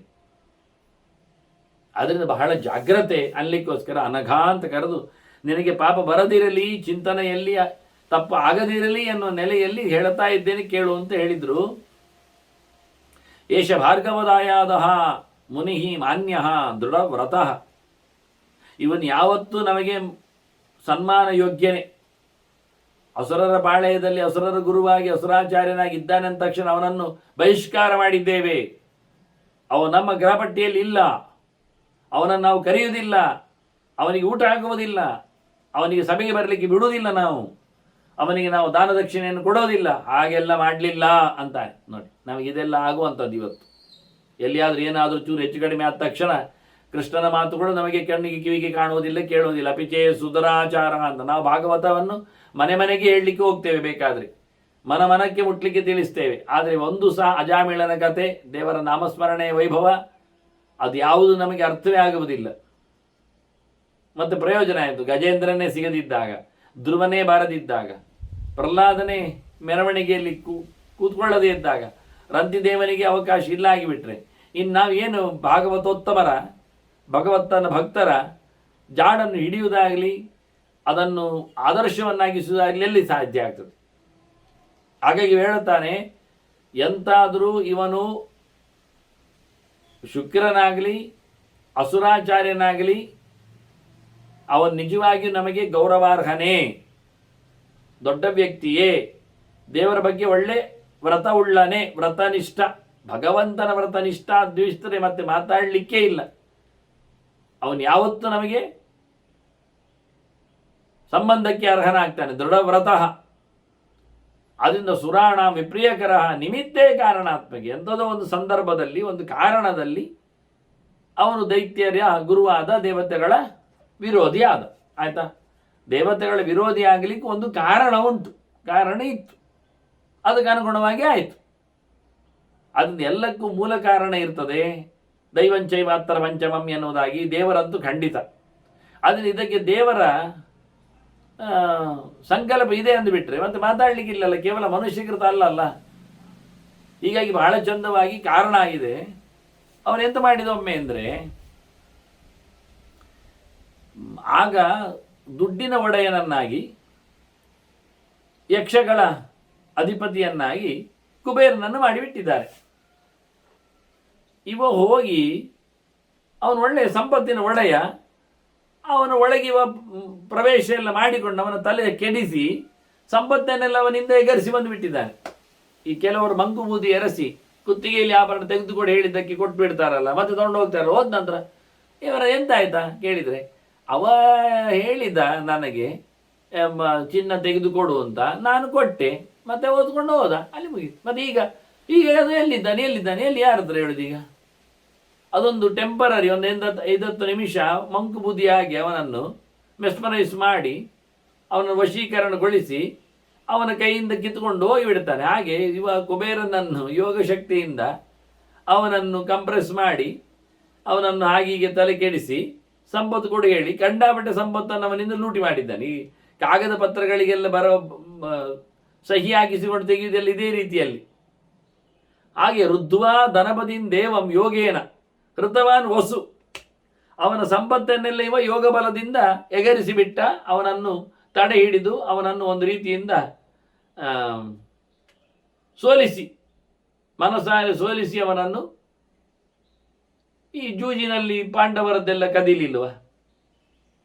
ದುರುಳರು, ಧೂರ್ತರು, ಶಕುನಿ, ದುರ್ಯೋಧನ ತಾವು ದಾಳ ಉರುಳಿಸಿ ನೆಲ ಕಬಳಿಸಿ ಬಿಡ್ಲಿಲ್ವಾ ಧರ್ಮರಾಜರದ್ದು? ಅದರದ್ದು ಹೇಗೇನು ಅಂತ ಧರ್ಮರಾಜ ಕೇಳಲಿಕ್ಕೆ ಹೋಗುದಿಲ್ಲ, ಅದು ಆಗ್ತದೆ ಎಂದು ಗೊತ್ತುಂಟು. ಏನೋ ಒಂದು ತಳಮಳ ಮಾಡಿ ಮೋಸ ಮಾಡಿ ನೋಡಿ. ನಮ್ಮ ಇವತ್ತಿನ ಪ್ರವಚನ ಈ ಮೋಸದಲ್ಲೇ ಕೂತದ್ದು 420. ಅದು ನಮ್ಮ ದೇಶದಲ್ಲಿನ ತಪ್ಪುಗಳ ಯಾದಿಯಲ್ಲಿ ಸಂಖ್ಯೆಯಲ್ಲಿ 420 ಎನ್ನುವುದು ಇದಕ್ಕೆ ಬಂದಿದೆ. ಮೋಸ ಮಾಡುವವರನ್ನು ಹಿಡಿಸಿ ಹಾಕುವ ಕೋಡ್ ನಂಬರ್ ಅದು 420 ಚಾಲ್ಸೋ ಬೀಸು ಅಂತೇಳಿ. ಅದು ಭಾಳ ಚಂದ ಇದೆ. ಆ ನಂಬರವನ್ನು ನಾವು ಮತ್ತೆ ಅಂದರೆ ಬೇಕಾದಷ್ಟು ಎಲ್ಲದಕ್ಕೂ ಉಂಟು. ಕೌಟುಂಬಿಕ ದೌರ್ಜನ್ಯ ಅದಾದದ್ದಕ್ಕೆ ಅದು 498ಕ್ಕೆ ಹೋಗ್ತದೆ, ಇನ್ನು ಮುಂದಕ್ಕೆ ಹೋಗ್ತದೆ. ಹಾಗೆ 501 ಅದೆಲ್ಲ ನೀವು ನೋಡ್ತಾ ಇರ್ಬೋದು, ಯಾವತ್ತು ಬರ್ತಾ ಇರ್ತದೆ ಕೇಸ್ ಹಾಕುವ ರೀತಿಯಲ್ಲಿ ಬಂದಾಗ. ಅದು ಆ ಸೆಷನಲ್ಲಿ ನಂಬರ್ ಕೊಟ್ಟಿದೆ, ಅದರ ಪ್ರಕಾರ ಮಾಡೋದು. ಅದು ಯಾವುದರಲ್ಲಿ ಪ್ರಕಾರ ಅಂತ ಕೇಳ್ತಾರಲ್ಲಿ, ಹೇಗೆ ಹಿಡಿದ್ರಿ ಇವರನ್ನು ಅಂತ ಪೊಲೀಸರಲ್ಲಿ ಕೇಳ್ತಾರೆ. ಇಂಥದ್ದು ಅವರೆಲ್ಲ ಕೋಡು ಎಂಥದ್ದುಂಟು ಅಂತ ನೋಡಿ, ಪುಸ್ತಕ ನೋಡಿಯೇ ಬರೆಯುವುದು ಅವರು. ಇಂಥದ್ದಕ್ಕೆ ಎಂತ ಬರ್ತದೆ, ಯಾವುದು ಸೆಕ್ಷನಲ್ಲಿ ಆಗ್ತದೆ ಅಂತ ಹೇಳಿಕೊಂಡು, ಅನ್ಯಾಯ ಯಾವುದರಲ್ಲಿ ಸೇರ್ತದೆ ಅಂತ ಹೇಳಿ ಅದಕ್ಕೆ ಸರಿಯಾದ ಶಿಕ್ಷೆ ಎನ್ನುವುದು ನೋಡಲಿಕ್ಕೆ ಉಂಟು, ಅಲ್ಲಿ ಪಟ್ಟಿ ಉಂಟು. ಹಾಗೆ ಇದು 420 ಎನ್ನುವುದುಂಟಲ್ಲ, ಇದು 420, ಇದೊಂದು ಭಾಳ ಚೆನ್ನಾಗಿದೆ. ಬಂದಾಗ 4 ಆಗಿ ಬರ್ತಾನೆ, ಮತ್ತು ಸ್ವಲ್ಪ ಸಮಯದಲ್ಲಿ ಅರ್ಧಕ್ಕರ್ಧಕ್ಕೆ ಅವನು ಆಚೆಗೂ ಇರ್ತಾನೆ ಈಚೆಗೂ ಇರ್ತಾನೆ. 4 ಪಾದ ಇಲ್ಲ. ಮತ್ತೆ ಚತುಷ್ಪಾದ ಧರ್ಮ ಎನ್ನುವುದು ಕೃತಯುಗದಲ್ಲಿ ಇರ್ತದೆ, ಮತ್ತೆ ಅದು ಅರ್ಧಕ್ಕರ್ಧಕ್ಕೆ ಇಳಿತದೆ, ದ್ವಾಪರ ಯುಗಕ್ಕೆ ಬರ್ತದೆ. ದ್ವಾಪರ ಯುಗ ಅಂದರೆ ಹೌದೋ ಅಲ್ಲ, ಒಂದು ಆಚೆಗೂ ಈಚೆಗೂ ಅಂತ ಒಬ್ಬ ಬುದ್ಧಿಹಾಳ ಹಾಗೆ ಹೇಳಿದ್ದ. ಅದು ಎಂತ ಅಂದರೆ ದ್ವೈತ ಸರಿಯೇ ಅಂದರೆ ನಾನು ನೀನು ಬೇರೆ ಇದ್ದೇನೆ ಅನ್ನೋದು ಗ್ಯಾರಂಟಿ ಇಲ್ಲ. ಇಲ್ಲಾಂದರೆ ಅವನ ಹೆಂಡತಿ ನನ್ನದೊಂದು ಹೇಳಿದೆ ಅವರೋಗಿ, ಅದು ಅವನ ಕಂಪನಿ ನನ್ನದು, ಅವನ ಬ್ಯಾಂಕ್ ಬ್ಯಾಲೆನ್ಸ್ ನನ್ನದು ಅಂದರೆ ದ್ವೈತ ಸರಿಯೇ. ಆದರೆ ಅದ್ವೈತ ಯಾಕೆ ತಪ್ಪು ಅಂತಾನೆ ಅವ. ಹಾಗಾದ್ರೆ ನಾನು ನೀನು ಒಂದೇ, ಅದು ಯೋಚನೆ ಮಾಡ್ತಾ ಇದ್ದಾನೆ, ಅದು ಯಾಕೆ ತಪ್ಪಾಗಬೇಕು ಅಂತಾನೆ. ಆದರೆ ದಶರಥನ ಮಗ ರಾಮ, ಹೌದು, ದಶರಥನ ಮಗ ಸುಗ್ರೀವ, ಅದು ದಶರಥನ ಮಗ ರಾಮ ಸರಿಯೇ, ಮತ್ತು ದಶರಥನ ಮಗ ಸುಗ್ರೀವ ಯಾಕೆ ತಪ್ಪಾಗಬೇಕು ಅಂತಾನೆ. ಇದಕ್ಕೆ ಅಂತ ಹೇಳೋದು, ಏನು ಮಾಡೋದು? ಅದು ತಪ್ಪು ಹೇಳಲಿಕ್ಕೆ ಅವನಿಗೆ ನಾಲಿಗೆ ಯಾವುದು ಒಂದು ತಪ್ಪು ಹೇಳಲಿಕ್ಕೆ ಅದು ಆಗುವುದಿಲ್ಲ ಅನ್ನು, ಅದು ಹೇಳಬಾರ್ದು. ಹಾಗಾಗಿದೆ. ಆದ್ದರಿಂದ ದ್ವಾಪರ ಅಂದರೆ ಅಂತ ಗೊತ್ತುಂಟ, ಆಚೆಗೂ ಈಚೆಗೂ, ಅಲ್ಲಿಗಿದ್ದಾರೆ ಇಲ್ಲಿಗಿದ್ದಾರೆ, ಅದು ಸಮ ಇದು ಸಮ ಹೇಳುವರು ಇರೋದು. ಅತ್ತ ವಾಲುವುದಿಲ್ಲ ಇತ್ತ ಬೀಳುವುದಿಲ್ಲ, ಅತ್ತ ನೋಡ್ಲಿಕ್ಕಿಲ್ಲ ಇತ್ತ ಬರಲಿಕ್ಕಿಲ್ಲ, ಆ ನಮನೆ ದೌ ಪರೋ ಮಧ್ಯದಲ್ಲಿ ಕೂತಿದ್ದಾನೆ. ಒಂದು ಲೋಟ ಅವನಿಗೆ ಹಾಲು ಕೊಟ್ಟು ಅರ್ಧ ತುಂಬಿಸಿ ಕುಡಿ ಮಾರ ಹೇಳಿದರೆ ಎಂತ ಅರ್ಧವೇ ಕೊಟ್ಟದ ನೀವು, ಅದು ಸಮ. ಪಕ್ಕದವನಿಗೂ ಕೊಟ್ಟಿದೆ ಹಾಗೆ ಬೈಟು ಮಾಡಲಿಕ್ಕೆ ಅರ್ಧ ಕೊಟ್ಟಿದ್ದಾನೆ ಅವನ ಹಾಲನ್ನು, ಒಂದೇ ಲೋಟ ಇಬ್ಬರಿಗೆ ಹಾಕಿ ಕೊಟ್ಟಿದ್ದಾನೆ. ಅವ ಹೇಳ್ತಾನೆ, ಎಂತ ಮಾರ್ಯಾರೆ ಅರ್ಧ ಲೋಟ ಕೊಟ್ಟು ಬಿಟ್ರಿ ಅಲ್ಲ. ಇವನಿಗೆ ಇನ್ನು ತುಂಬಲಿಕ್ಕಿರುವುದು ಖಾಲಿ ಅರ್ಧವೇ ಅಂತ, ಅವನಿಗೆ ಅರ್ಧ ತುಂಬಿ ಆಯ್ತಲ್ಲ ಅಂತ. ಅವ ನೋಡುವುದು ಪಾಸಿಟಿವ್, ಇವ ನೋಡುವುದು ನೆಗೆಟಿವ್. ಇತ್ತೀಚೆಗೆ ಒಂದು ದೊಡ್ಡ ಸ್ಟೇಟ್ಮೆಂಟ್ ಕೊಟ್ಟಿದ್ರಲ್ಲ ಹಿಂದೆ ವಾಜಪೇಯಿ ಅವರು, ಕಾಂಗ್ರೆಸ್ ಅರ್ಧಕ್ಕರ್ಧ ಮೋಸ ಅಂತ. ಕೂಡಲೇ ಸದನದಲ್ಲೆಲ್ಲ ಗಲಾಟೆ ಆಯಿತು, ವಾಪಸ್ ತಗೊಳ್ಬೇಕು, ತಪ್ಪಾಯ್ತು ಹೇಳಬೇಕು. ಕೂಡಲೇ ಹೇಳಿದರು ಅವರು, ನಾನು ಹೇಳಿದ್ದು ತಪ್ಪಾಗಿದೆ, ಸಾರಿ, ಕಾಂಗ್ರೆಸ್ನವರ ಅರ್ಧಕ್ಕರ್ಧ ಮೋಸ ಇಲ್ಲ ಅಂತ ಹೇಳಿದರು. ಆಯ್ತಲ್ಲ, ಈಗ ಎಂದಾಯ್ತು? ಮೊದಲು ಹೇಳಿದವರು ಕಾಂಗ್ರೆಸ್ನವರು ಅರ್ಧಕ್ಕರ್ಧ ಮೋಸ ಅಂದರು, 50% 420 ಅಂದರು. ಮತ್ತೆ ಅವರು ಗಲಾಟೆ ಮಾಡಿದ್ದಕ್ಕೆ ನೋ ನೋ ನೋ ಅಂದರು, ಅಲ್ಲ ಅಂದರು. ಅಪಾಲಜಿ ತಗೊಂಡ್ರು, ಅಲ್ಲ ಅಂದರು, ಹಾಗಲ್ಲ ಅಂದರು. ಮತ್ತೆ ಕಾಂಗ್ರೆಸ್ನವರು ಅರ್ಧಕ್ಕರ್ಧ ಮೋಸ ಅಲ್ಲ ಅಂತ ಹೇಳಿದರು. ಏನಾಯ್ತು ಅರ್ಥ? ಒಂದೇ ನಮ್ಮ, ನಿಮಗೆಂತ ಹೊಸತೇನಾಗಲಿಲ್ಲ, ವಿಷಯ ಸೇಮ್. ಅರ್ಧಕ್ಕರ್ಧವರು ಸಮ ಇಲ್ಲ ಎನ್ನುವುದು ಗ್ಯಾರಂಟಿ. ಅದೇ 4 ಇದ್ದದ್ದು ಹೋಗಿ 2ಕ್ಕೆ ಆಗ್ತದೆ, 2 ಹೋಗಿ ಮತ್ತೆ ಅದು ಇಲ್ಲ ಆಗ್ತದೆ, 0 ಆಗ್ತದೆ. 3ನೇ ಸ್ಟೇಜ್ ನಮ್ದಿದೆ, 3 ಯುಗ. ಗಮ್ಮತ್ತು ನೋಡಿ, 4 ಇತ್ತು ಪಾಲು, ಅರ್ಧ ಕೊಳ್ಳೆ ಹೊಡೆದ್ರು, ಅರ್ಧಕ್ಕೆ ಇಳಿಸಿದ್ರು, ಮತ್ತೆ ನೋಡಿದೆ ಆ 2 ಕೊಳ್ಳೆ ಹೊಡೆದ್ರು, ಇನ್ನಿಲ್ಲ. 4 ಹೋಗಿ 2 ಹೋಗಿ 0 ಆಗುವ ಕತೆ ಇದು. 420 ಎನ್ನುವ ಕತೆ, ಮೋಸ ಮಾಡಿದ ಕತೆ ಇದ್ದವನ ಹೇಳಿದ್ದು. ಇವ ಹೋಗಿ ಕುಬೇರನಿಗೆ ನೋಡಿ, ದುಡ್ಡಿನವ ಎಲ್ಲರೂ ಆಗೋದು ದುಡ್ಡಿನವನಿಗೆ ಮೋಸ ಮಾಡು. ಎಷ್ಟೋ ದುಡ್ಡಿನ ಪುಸ್ತಕಗಳನ್ನೇ ದುಡ್ಡು ಯಾರೋ ಎಗರಿಸುವುದು, ಎಷ್ಟೋ ಕೊಡ್ತೇನೆ ಹೇಳಿ ಪತ್ತಿಸುವುದು, ಎಲ್ಲ ಇಂಥದ್ರಲ್ಲೇ ಇರುವುದು. ಲೋಕ ಪೂರ್ತಿ ಆಗುವುದೇ ಮೋಸ. ಎಲ್ಲಿ ಕೇಳಿದರೆ ಹಣದಲ್ಲೇ ಮೋಸ ಮಾಡಿಕೊಂಡೆ ಇವ. ಕುಬೇರನದ್ದು ಎಂಥದೋ ಮಾಡಿ ದುಡ್ಡು ದೋಚಿಕೊಂಡು ಹೋದ. ಯೋಗದಿಂದ ಹೇಳ್ತಾರೆ, ಅದು ಅವನು ಯೋಗ, ಸುಯೋಗ. ಶುಕ್ರದಶೆ, ಈಗ ಶುಕ್ರನಿಗೆ ಮತ್ತು ಶುಕ್ರದಶೆ ಅಲ್ಲದೇನಲ್ವ, ಶುಕ್ರನಿಗೆ ಶುಕ್ರದಶೆ, ಇವನಿಗೆ ಮಂಗದಶೆ, ಮತ್ತೆ ಅಂಥದ್ದು 3 ನಾಮ ಕುಬೇರನಿಗೆ. ಪುರೋಹಿತು ಕುಬೇರ ಬಹಳ ಬೇಸರದಿಂದ ಹೋಗಿ ಅವನ ಫ್ರೆಂಡು, ಕುಬೇರ ಉತ್ತರ ದಿಕ್ಕಿನ ಒಡೆಯ, ಪಕ್ಕದಲ್ಲಿ ಈಶಾನ್ಯ, ಅಲ್ಲಿನ ಒಡೆಯ ಈಶಾನ ಶಿವ, ಅವನ ಭಾರಿ ಆತ್ಮೀಯ, ಅವನ ಸಾಚಾ ದೇವರು ಹೌದು, ಅವನ ಗೆಳೆಯನು ಹೌದು, ಭಾರಿ ಫ್ರೆಂಡ್. ಹೋಗಿ ಶಿವನ ಹತ್ರ ಹೇಳ್ತಾನೆ, ಸ್ವಾಮಿ ನಂದು ಹೀಗೆ ಒಂದು ಮೋಸ ಮಾಡಿ ನನ್ನ ಮಂಡೆ ತಿರುಗಿಸಿ ನನ್ನ ಸಂಪತ್ತನ್ನೆಲ್ಲ ಕೊಳ್ಳೆ ಹೊಡೆದೋಗಿದ್ದಾನಲ್ಲ ಮಾರಾಯರೇ ನಮ್ಮ ಶುಕ್ರಾಚಾರ್ಯ ಅಂತ ಹೇಳ್ತಾನೆ. ನಿವೇದಯಾಮಾಸದ ಶಿವಾಯ ಅಮಿತ ತೇಜಸೆ. ಮಂಗಳಕರನಾದ ವ್ಯಕ್ತಿಯವ ಅವನ ಹತ್ತಿರದಲ್ಲಿ ಅಮಂಗಳವಾದ ಒಂದು ಸುದ್ದಿಯನ್ನು ತಂದ. ಭಯಂಕರ ಪ್ರತಾಪಿಯಂತೆ ಶಿವ ಅಂದರೆ, ಅದಕ್ಕೋಸ್ಕರ ಹೇಳಿದ್ದು ಎಂತಾದ್ರೂ ಮಾಡಿಯಾನು ಅಂತೇಳಿ. ದೇವಶ್ರೇಷ್ಠಾಯ ರುದ್ರಾಯ ಸೌಮ್ಯಾಯ ಬಹುರೂಪಿಣೆ ಹೇಳಲಿಕ್ಕೆ ಹೊರಟಂದ ಶಿವನ ವೈಭವವನ್ನು ಭೀಷ್ಮರು ಬಹಳ ಚಂದವಾಗಿ ಹೇಳ್ತಾರೆ. ಬಹುರೂಪ, ಅವನು ಪಂಚರೂಪದಲ್ಲಿದ್ದಾನೆ, ಜತೆಯಲ್ಲಿ ಅವನು ಅತ್ಯಂತ ಸೌಮ್ಯ ಇದ್ದಾನೆ, ಜತೆಯಲ್ಲಿ ಸೋಮ ಅಂದರೆ ಚಂದ್ರನನ್ನು ತಲೆ ಮೇಲೆ ಹೊತ್ಕೊಂಡಿದ್ದಾನೆ, ಅವನಿಗೆ ಅವಕಾಶ ಕೊಟ್ಟಿದ್ದಾನೆ. ಬಹಳ ಸೌಮ್ಯ ಅಂತೇನಲ್ಲ, ರುದ್ರಾಯ ಅವನು ಭಾರಿ ಜೋರಿದ್ದಾನೆ, ಎಂಥ ರೋಗವನ್ನು ದೂರ ಮಾಡ್ತಾನೆ, ಸಾಯಲಿಕ್ಕೂ ಬಿಡುವುದಿಲ್ಲ ಮನುಷ್ಯನನ್ನು. ಮೃತ್ಯುಂಜಯ ಅವ, ಭಯಂಕರನಾಗಿ ಕಾಣಲಿಕ್ಕೆ ಅವನಲ್ಲಿ 3 ಕಣ್ಣು ಬೇರೆ ಉಂಟು. ಮತ್ತೆ ಅವನು ದೇವಶ್ರೇಷ್ಠ, ದೇವತೆಗಳಲ್ಲಿ ತುಂಬ ಮಿಗಿಲು. ಎಷ್ಟು ಮಿಗಿಲು ನಾವು ಹಿಂದೆ ನೋಡಿದ್ದೇವೆ. ಪ್ರಾಣನ ನಂತರದಲ್ಲಿ ಅವನದ್ದೇ ಪಾರ್ವತ್ಯ. ಹಾಗಾಗಿ ಅವನ ಹತ್ರ ಹೋಗಿ ಹೇಳಿದ, ಹೀಗೆ ಆಯಿತು ನನ್ನ ಕತೆ, ನಾನೆಲ್ಲ ಸಂಪತ್ತು ಕಳ್ಕೊಂಡೆ ಅಂತೇಳಿ, ಮೋಸ ಹೋದೆ ಅಂತ ಹೇಳ್ತಾನೆ. ಇವ ಫ್ರೆಂಡ್ ಅಲ್ವಾ ಕುಬೇರ, ಭಾರಿ ಖುಷಿಯಲ್ಲಿ ಆಯಿತು. ಶಿವನಿಗೆ ಹತ್ರ ಹೇಳಿದ್ದಕ್ಕೆ ಅವನು ಕ್ವಾಸವು ಇತಿಪ್ರಾಹ ಗೃಹೀತ್ವ ಪರಮಾಯುಧಂ, ಕೈಯಲ್ಲಿ ತ್ರಿಶೂಲ ಹಿಡ್ಕೊಂಡು ಎಲ್ಲಿದ್ದಾನವ ಅಂತೇಳಿ, ಸಿಕ್ಕಿದ್ರೆ ಶೂಲ ಹಾಕೇ ಬಿಡ್ತೇನೆ ಅಂತ ಹೇಳುವ ನೆಲೆಯಲ್ಲಿ ತ್ರಿಶೂಲವನ್ನು ಹಿಡಿದುಕೊಂಡು ಎಲ್ಲಿ ಅಂತ ಹೇಳಿಕೊಂಡು ಶಿವ ಬೊಬ್ಬೆ ಹೊಡೆದಿದ್ದಾನೆ. ಗೊತ್ತಾಯಿತು ದುಡ್ಡು ಎಗರಿಸಿದವನಿಗೆ, ಶುಕ್ರಾಚಾರ್ಯನಿಗೆ. ಶುಕ್ರ ಅಲ್ಲ, ಅವನಾಗ ಉಷನಸ್ಸು, ಇಡಿ ಭೃಗುಮಗ. ಅವನು ಯೋಚನೆ ಮಾಡಿದ, ಅಲ್ಲ ನನಗೆ ಭೃಗುವಂಶದವ, ಭಾರ್ಗವದಾಯಾದ, ನನಗೀಗ ಶೂಲ ಬಂದಿದೆ. ಯೋಚನೆ ಎಲ್ಲಿ ತಂದ? ಯೋಗ ಶಕ್ತಿಯಿಂದ ಯೋಚನೆ ಮಾಡಿಕೊಂಡ. ಏನಾಯಿತು? ಯಾವಾಗಲೇ ಆಗಿ ಸಂಪತ್ತು ಕೊಳ್ಳೆ ಹೊಡೆದ ನಂತರ ಮತ್ತು ಅದನ್ನು ಎಲ್ಲಿ ಎಗರಿಸುವುದು, ಎಲ್ಲಿ ತಿನ್ನುವುದು ಅಂದಾಗ ಅದರ ಬೆನ್ನಿಂದ ಯೋಚನೆ ಮಾಡ್ತಾರೆ, ಎಂತ ಆಗ್ತದೆ, ಏನಾಗ್ತದೆ, ಎಲ್ಲಿ ಆಗ್ತದೆ, ಹೇಗಾಗ್ತದೆ ಅಂತ. ನಂದು ಮುಂದುವರಿಬೇಕಲ್ಲ ವಿಷಯ ಅಂತ. ಆದ್ದರಿಂದ ಅವ ರುದ್ರನ ಬಳಿ ಹೋದದ್ದು ಗೊತ್ತಾಗಿದೆ, ರುದ್ರ ಶೂಲವನ್ನು ಎತ್ತಿಕೊಂಡದ್ದು ಗೊತ್ತಾಗ್ತಾ ಉಂಟು ಅವನಿಗೆ. ಸಂಚಿಂತ್ಯ ಬಹಳ ಚೆನ್ನಾಗಿ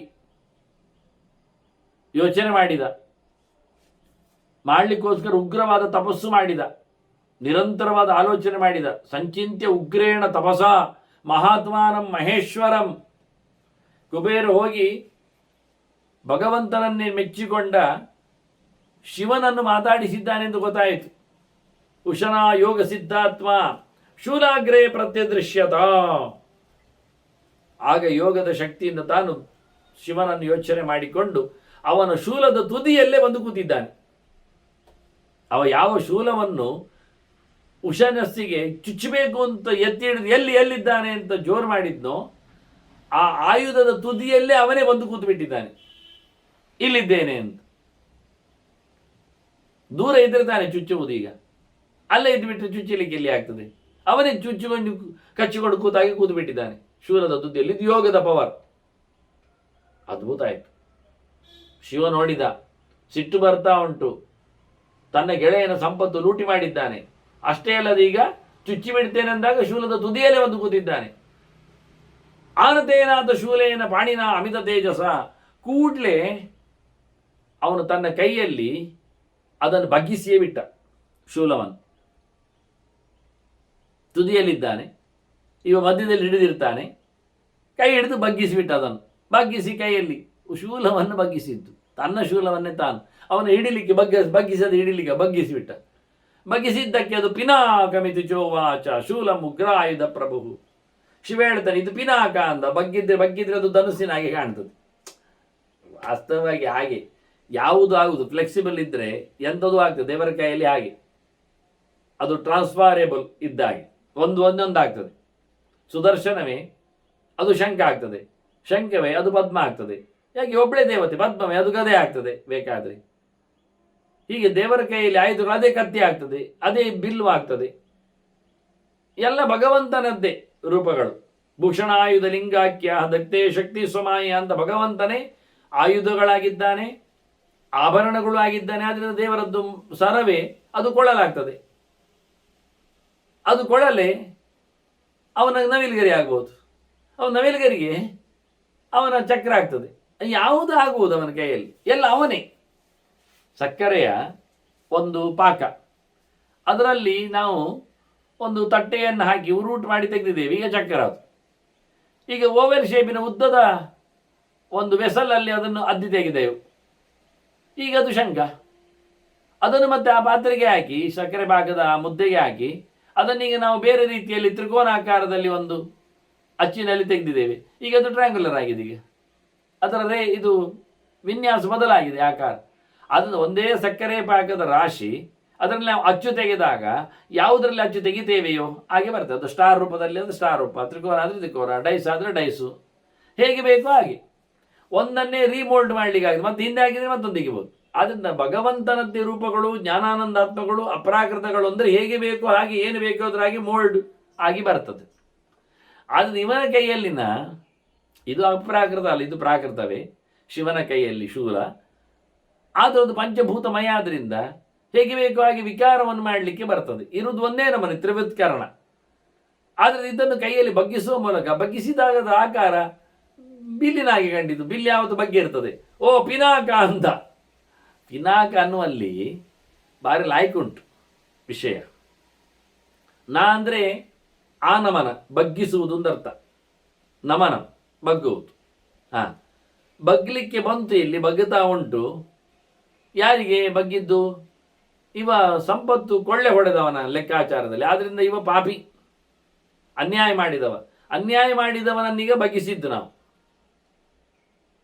ಆದರೆ ಇದು ಪಿನಾಕ ಆಯ್ತು. ಪಿನಾಕ ಆಯ್ತಲ್ಲ ಅಂತ ಹೇಳಿ ಅವನು ಹಿಡಿದಿದ್ದಾನೀಗ. ಶೂಲದ ತುದಿಯಲ್ಲಿದ್ದ ಉಷನಸ್ಸು ಋಷಿ ಅವನ ಕೈಗೆ ಸಿಕ್ಕಿದ್ದಾನೀಗ, ಕೈಯ ಮಧ್ಯಕ್ಕೆ ಬಂದಿದ್ದಾನೆ. ಪಾಣಿ ಮಧ್ಯಗತಂ ದೃಷ್ಟ ಭಾರ್ಗವಂ ತಂ ಉಮಾಪತಿ ಹಾಸ್ಯಮಿವೃತ್ಯ ಭೃಗುಟಿಂ ಪಾಣಿಂ ಪ್ರಾಕ್ಷಿಪತ್ ಸಂಪ್ರಾಕ್ಷಿಪತ್ ಶನೈ. ಕೈಯಲ್ಲಿ ಹಿಡ್ಕೊಂಡಿದ್ದಾನೆ ಉಷನಸ್ತನ್ನು, ಮೆಲ್ಲಕ್ಕೆ ಬಾಯೊಳಗೆ ಹಾಕೊಂಡ್ಬಿಟ್ಟಿದ್ದಾನೆ. ಬಾಯಾ ಮಾಡಿದ. ನೋಡ್ತಾ ಇದ್ದಾಳೆ ಉಮೆ, ಅದಕ್ಕೆ ಉಮಾಪತಿ ಅಂದದ್ದು. ಪಾರ್ವತಿ ನೋಡ್ತಾ ಇದ್ದಾಳೆ, ಅವಳೇನು ತಡಿಲಿಕ್ಕೆಲ್ಲ ಹೋಗಲಿಲ್ಲ. ಭಾರ್ಗವನನ್ನು, ಭೃಗುವಂಶೋದ್ಭವನನ್ನು ಬಾಯಿ ಮಾಡಿಕೊಂಡು, ಬಾಯಿ ಮಾಡಿದಾಗ ಅವನದ್ದು ಕೋಪದಲ್ಲಿ ಮಾಡಿದ್ರಿಂದ ವಾರೆ ಆಗಿದೆ. ಒಬ್ಬ ಗಂಟಿಕ್ಕಿದ್ದಾನೆ. ಇವ ನಾನು ಹೊಡೆಯುವ ಮುಂಚೆ ಶೂಲದಲ್ಲಿ ಬಂದಲ್ಲ, ಅವನನ್ನು ಸಂಹಾರ ಮಾಡಿಬಿಡಬೇಕು ಅಂತೇಳಿ ಬಾಯೊಳಗೆ ಹಾಕೊಂಡ್ಬಿಟ್ಟಿದ್ದಾನೆ. ಕಚ್ಚಲಿಲ್ಲ, ಬಾಯಿ ತೆಗೆದು ಒಳಗೆ ಹಾಕೊಂಡ, ಗುಳುಂ ಮಾಡಿದ್ದ. ಸಂಪ್ರಾಕ್ಷಿಪತ್ ಅಂದರೆ ಗುಳುಂ, ದೂರಕ್ಕೆ ಬಿಸಾಡಿದ್ದು.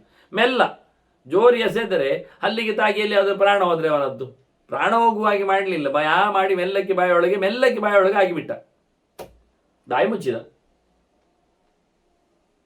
ಆಯ್ತಾ ಇಲ್ಲವ? ಅವ ಸೀದ ಹೊಟ್ಟೆಯೊಳಗೆ ಬಿಟ್ಟಿದ್ದಾನೆ. ಸತು ಪ್ರವಿಷ್ಟ ಉಶನಾಹ ಕೋಷ್ಟಂ ಮಾಹೇಶ್ವರಂ. ಶಿವನ ಹೊಟ್ಟೆಯೊಳಗೆ ಹೋಗಿ ಬಿಟ್ಟಿದ್ದಾನೆ. ಶಿವನ ಕೋಣೆ ಹೋದ. ಶಿವನ ಕೋಣೆ ಯಾವುದು? ಹೊಟ್ಟೆ ಕೋಣೆ. ಬಾಯೊಳಗೆ ಹೋದದ್ದು. ಒಳಗೋಗಿ ಒಳಗೋದ ಅಂದರೆ ಅಲ್ಲಿ ಹೋಗಿದ್ದಾನೆ. ಅಲ್ಲಿ ತಿರುಗ್ತಾ ಇದ್ದಾನೆ. ವೆಚ್ಚರಚ್ಚಾಪಿ. ಆಚೆ ಹೋಗುದು ಈಚೆ ಹೋಗುದು. ಅವನಿಗೆ ಹೊರಗೆ ಬರಲಿಕ್ಕೆ ಅಲ್ಲಿ ಬಾಗಿಲು ಕಾಣೋದಿಲ್ಲ, ಎಲ್ಲಿ ಹೋಗ್ಲಿಕ್ಕಿಲ್ಲ. ಹೋಗ್ತಾ ಇದ್ದಾನೆ, ತಿರುಗ್ತಾ ಇದ್ದಾನೆ. ಅದೇ ಯಾಕೆ ತಿರುಗ್ತಾ ಇದ್ದ?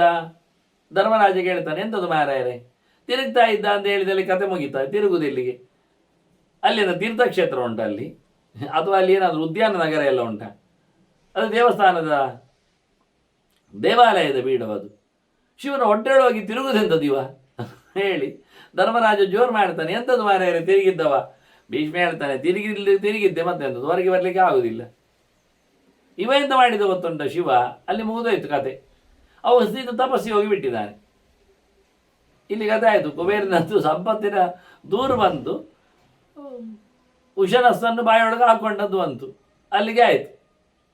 ಮತ್ತೆ ಅಲ್ಲಿಂದ ತರಿಸಿಕೊಟ್ಟದ್ದೆಲ್ಲ ಹೇಳುವುದಿಲ್ಲ, ಸಂಪತ್ತು ಬಂತ ಇಲ್ಲ ಅಂತ ಇದು ಗೊತ್ತಿಲ್ಲ. ಮತ್ತೇನು ಮಾಡಿದ ಕೇಳ್ತಾನೆ ಧರ್ಮರಾಜ.